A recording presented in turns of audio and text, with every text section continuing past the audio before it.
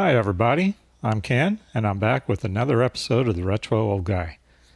Today will be a short update on the C64 viewer application that I demonstrated in my previous video. Check it out to see the full demonstration. There's a link down below and hopefully a card on the screen right now. Today I'm using the Windows version of the application, which has the same functionality as the Mac version. And I'll be using the same demo disk that I'd used previously.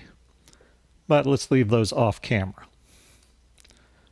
First off, I renamed the application to 1541 Navigator because I think it just sounds cooler. The window layout is the same. You have the file list on the left, viewing pane on the right, and a new viewing option labeled Assembler has been added. This option will disassemble machine language programs and display the assembly code listing in the viewer. The unlabeled box here will display the starting address of the currently viewed file and will allow you to change the starting address when in the assembler view, which I'll demonstrate later. So let's get started by dragging in a disk, and we'll examine the first program on the disk, the 64 Searcher program. It still defaults to a hex display, so let's change the view to assembly, and there you have it.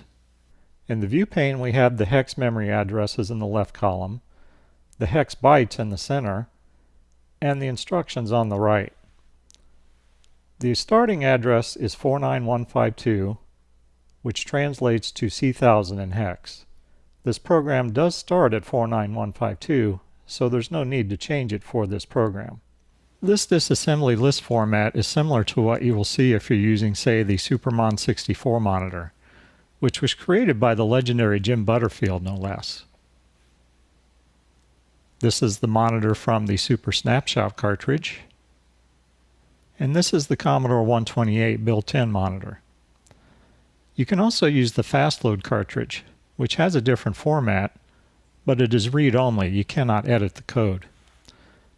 Moving on, let's examine the Directory Magic program. This is a machine language program that uses a basic stub loader. Note that the sys address here is 2075.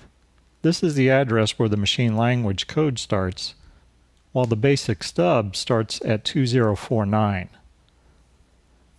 Switching to the assembly view, we see some unlikely code at the 2049 starting address due to the basic stub.